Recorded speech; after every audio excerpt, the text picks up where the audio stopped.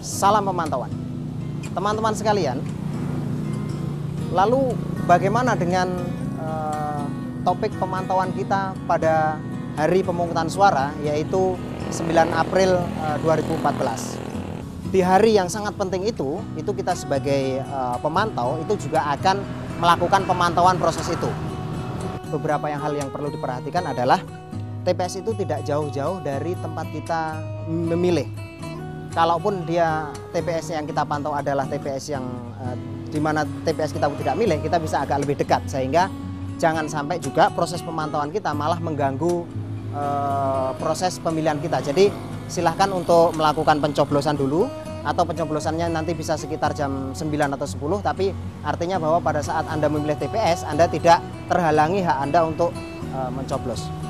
Lalu yang kedua, usahakan TPS yang kita pantau itu adalah TPS yang kira-kira nanti akan ada pemilih penyandang disabilitasnya.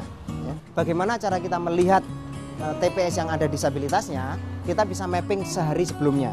Jadi kita bisa tanya ke Pak RT, kita bisa tanya ke tetangga dan lain sebagainya.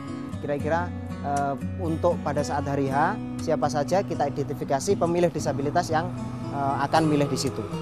Kita bisa menentukan lebih dari 2 atau 3 TPS yang disebut dengan pemantauan mobile. Jadi kita bisa pindah satu tempat ke tempat yang lainnya, lalu TPS mana lagi, sehingga nanti akan semakin banyak TPS yang akan kita pantau. Nah, teman-teman sekalian, dalam memantau situasi di TPS ini, jangan lupa juga bahwa kita sedang ingin merayakan proses pemungutan dan penghitungan suara ini melalui apa yang kita sebut sebagai teknologi informasi dan media sosial. Artinya bahwa kita akan sangat banyak gitu ya mengambil gambar, menfoto dan lain sebagainya gitu ya, mengambil gambar yang kemudian kita share ke teman-teman kita.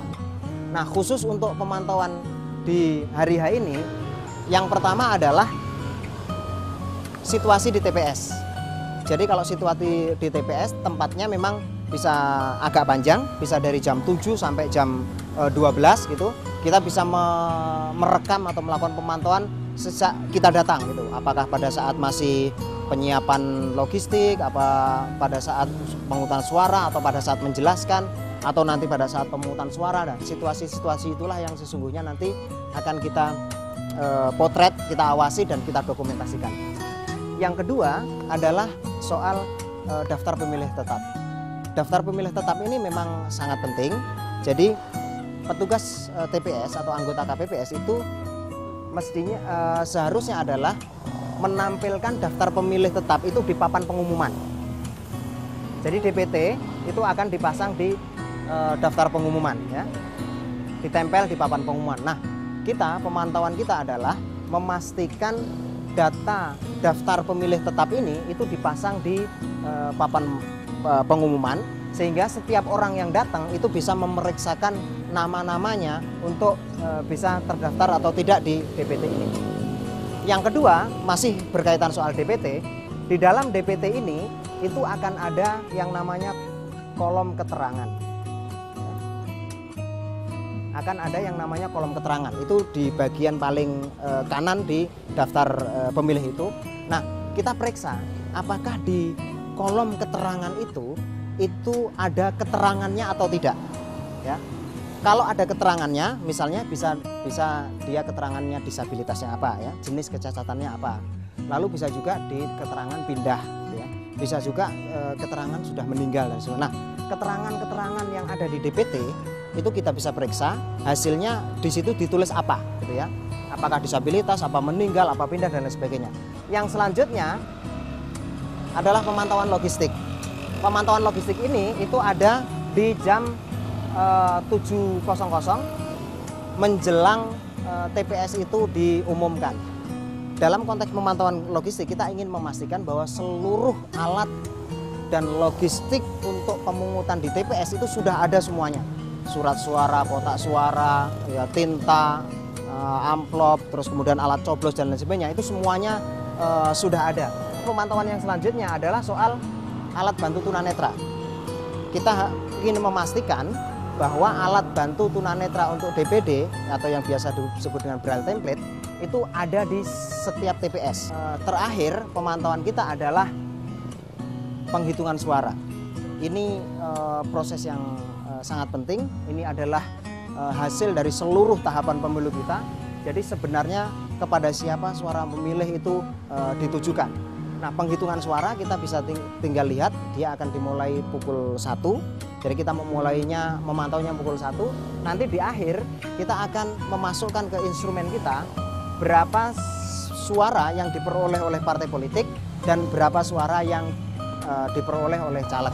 Nah, fokus kita dalam hal ini perolehan suara adalah selain dia ke partai politik, juga ditujukan kepada partai calon perempuan yang ada di partai politik tersebut.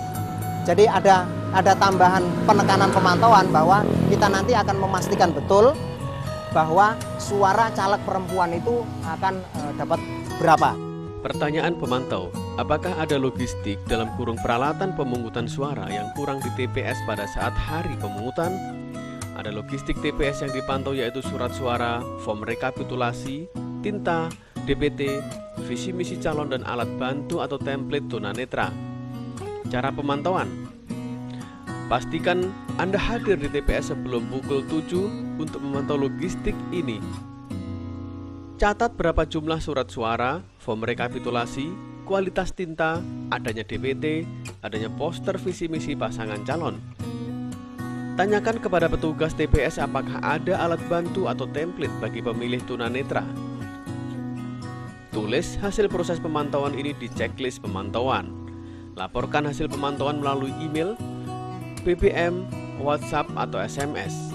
Pertanyaan pemantauan: apakah Ketua KPPS menjelaskan adanya fungsi alat bantu bagi tunanetra pada saat menjelaskan logistik yang ada di TPS? Cara pemantauan: pastikan Anda hadir pada pukul 7 untuk memantau Ketua KPPS menjelaskan logistik pemilu. Perhatikan apakah Ketua KPPS menjelaskan adanya alat bantu tunanetra dan kegunaannya. Ambil gambar pada saat Ketua KPPS menjelaskan logistik tersebut, kirim melalui Facebook, Twitter, ke Seknas JBPR. Fotolah situasi TPS secara keseluruhan yang menggambarkan proses pemungutan dan penghitungan suara, kirim melalui Facebook dan Twitter ke Seknas JBPR.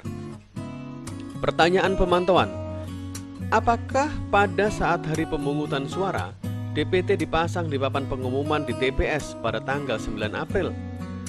Cara pemantauan: periksalah papan pengumuman di TPS apakah DPT ditempel atau tidak.